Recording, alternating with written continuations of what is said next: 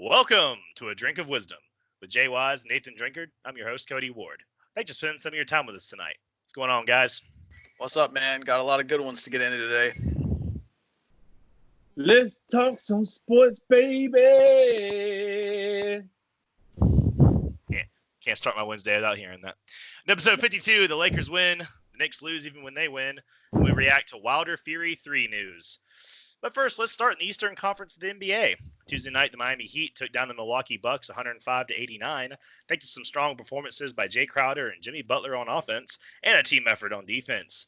Heat also outshot Giannis and company, hitting almost 50% of their threes. The win makes Miami the only team to defeat Milwaukee twice this season. The Bucks remain the only team in the playoffs, while Miami holds on to the fourth seed for now.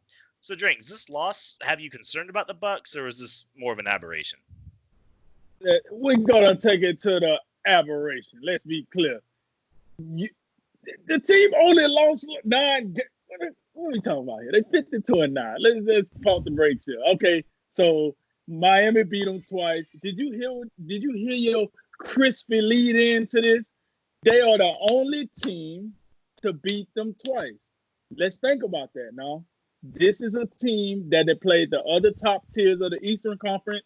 This is a team that they played the top tiers of the Western Conference, and they only lost 9 games, and only one team up to this point can say we beat them twice. So, no. As far as the Bucks go, I'm not concerned about the Bucks. The Heat, maybe they could build some momentum off of this. So let's see how that goes. But I will tell you what I am concerned with, and it's not the Bucks as a whole, but I did see something that is a little concerning. One thing I have learned about Milwaukee is this. Giannis, for the most part this season, has been pretty much Superman for this team. Unstoppable. He's giving you the scoring. He's giving you the passing. He's giving you the defense. I mean, my man is trying to pull a 1984 Michael Jordan deal where you can just win all the awards in 1 year, you dig? And rightfully so. He's showing us that he has improved over the offseason. He has bettered his game, and he wants that trophy. He want to be holding up that trophy. He want to be the team that wins it all. Problem is, if you get a one-in-a-lifetime solar eclipse game from Giannis where he decides not to show up, you need your number 2 to show up. And sad to say, his number 2 did not show up. Chris Middleton did not show up. Now, I know people are going to say, oh, every time Giannis have a bad game, they find somebody else to blame. Oh, absolutely not. It is Giannis' fault. Giannis is the sweat. Your star is going to have bad nights. No one is perfect. No one is going to have 82 spectacular, I can put the team on my back nights. LeBron don't do it. KD didn't do it when he was playing. James Harden don't do it. Any player you can come up with, I can tell you a night where they just did not look good through an 82-game season. So how do you counteract that? Your number 2 shows up. He puts up more points than he usually do. Or at least bring more to the game. But 12 points, 12 for 16, 2 for isn't this guy in the running for the 90-50-40? I mean, come on, Chris Middleton. Come on now. Jay been on me. He done told me to get off your back because you doing a rarity. You out here with the 90-50-40, and that's a very rare thing, and I left it alone. But this is unacceptable. You need to be available to pick up the slack when Giannis is having a bad night. He don't have many.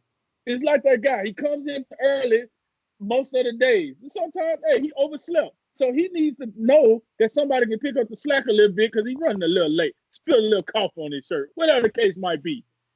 And here go Chris Middleton. Hey, man, you coming in late? Me too. I ain't feeling it. Like, come on, man. Like, what are we doing here? I mean, your leading scorer was Brook Lopez from the 5? Okay.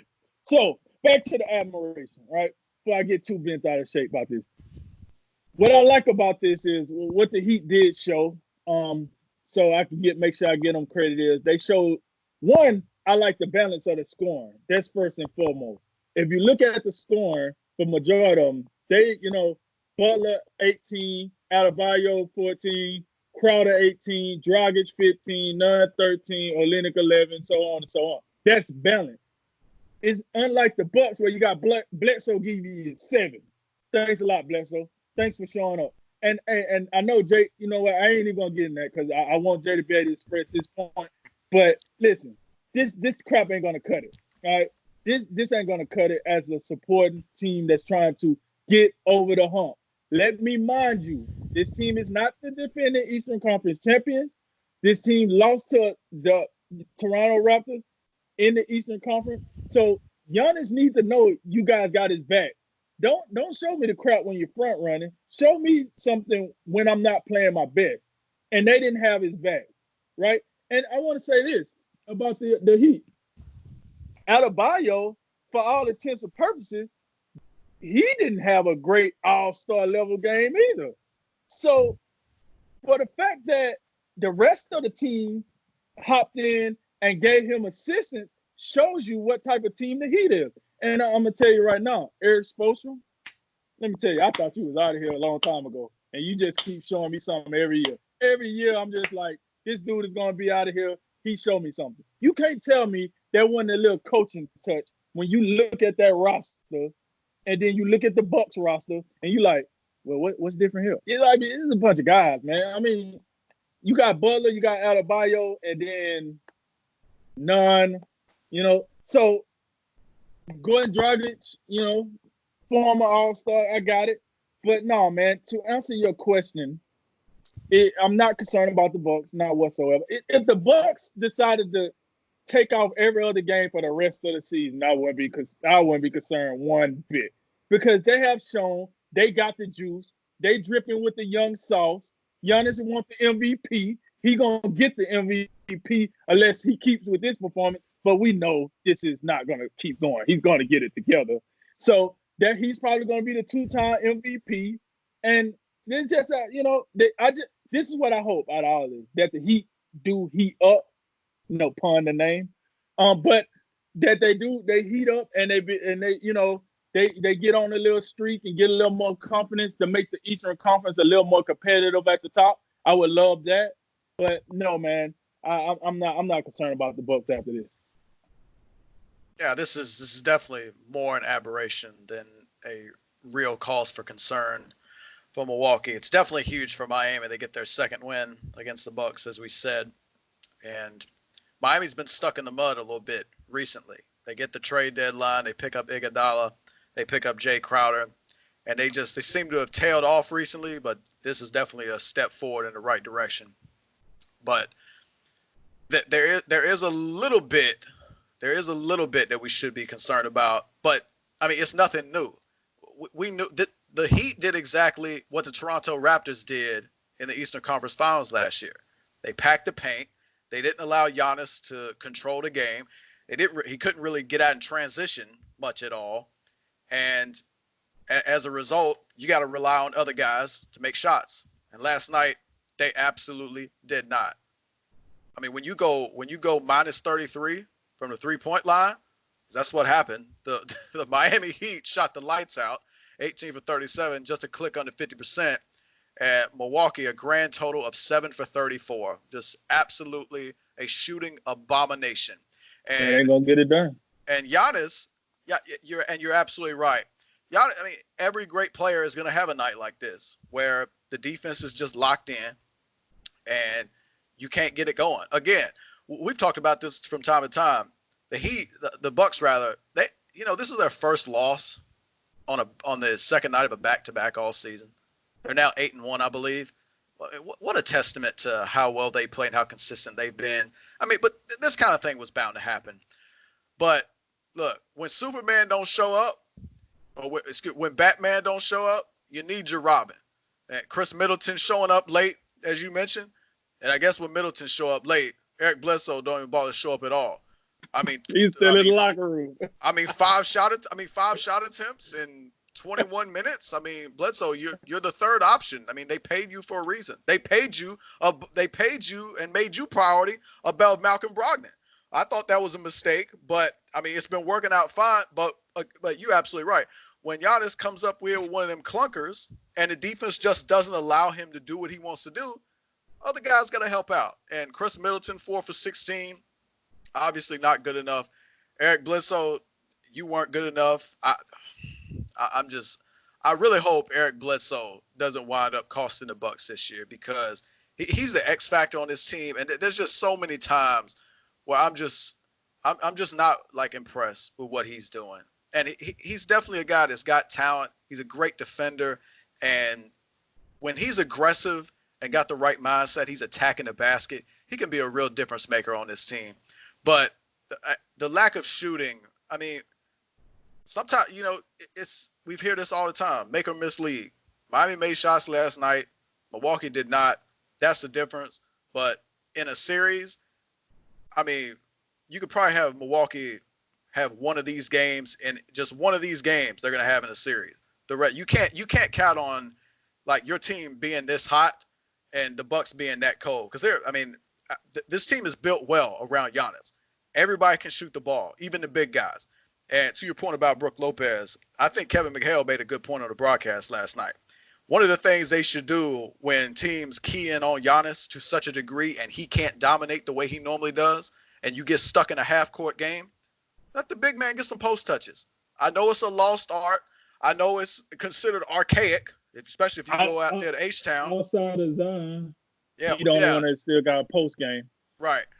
But, throw the ball down to the big man. He was effective last night. And, it's a better shot than a three-point shot for him, even though he can make those. But hey, shout out to Bam Adebayo. He was outstanding on the defensive end last night. I thought he really struggled as well offensively. If you noticed, I think he was 2 for 12 at one point before hitting 3 out of his last 4. He really struggled with the length the Bucks have on the inside. But his guys around him made shots. Giannis' teammates different, or did not. Yeah, overall, I think what you saw last night is, out of the teams in the East that I think really could give Milwaukee trouble, Miami clearly looks like the one that would be the most likely to do that. We talked about it before, but one of the ways you can kind of exploit Milwaukee's defense is through shooting. Milwaukee plays that kind of defense with the length and the inside, and they kind of collapse. They don't let you get in there, and you've got to shoot to keep up with them. And the problem that most teams run into is, well, we can try that, but then typically Milwaukee shoots as good or better than you do to begin with, and most teams just can't make up the difference. That's why Milwaukee is 52-9 or whatever they are right now. But Miami has enough shooting to do that. And on defense, they're well coached enough. They can slow you down a lot. Now they're one of the only team out of the 21 teams that have played Milwaukee more than once. They're the only ones that have beat them twice. They're 2-0 against them. Their third game is March 16th. So, for the Bucks, it really does start with Giannis. He's still your MVP front runner by a considerable length. You look at the metrics and whatnot.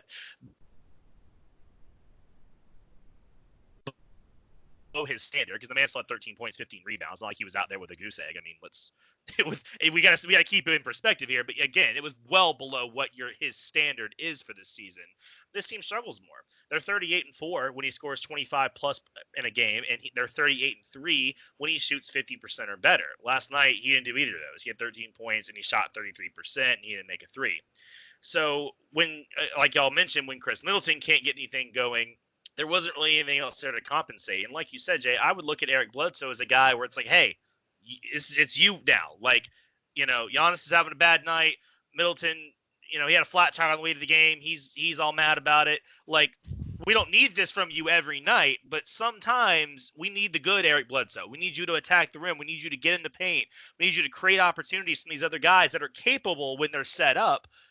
And instead, you get one of these I'm just going to run around, dribble, and just shoot threes and whatever. And it's just so frustrating. Like you said, Jay, when this guy's on, he can be a guy that makes the difference in a game like that. But you don't get it all the time. And it's pretty aggravating to watch when you know the potential's there. But, some of these other guys have got to float the ship when Giannis and Middleton aren't really there. But really, besides George Hill, who wound up getting hurt leaving the game, you didn't get a lot out of that for most of your players. And then for Miami, you got to really feel good. If you're the Heat right now, because you got to think you're probably going to get Milwaukee in the second round. And we know the playoffs are a matchup game, and you've got to feel like, hey, we've got the chess pieces where we can really maybe make this work and go 6-7 games with this team, and a team that most people wouldn't give us a a snowball's chance against.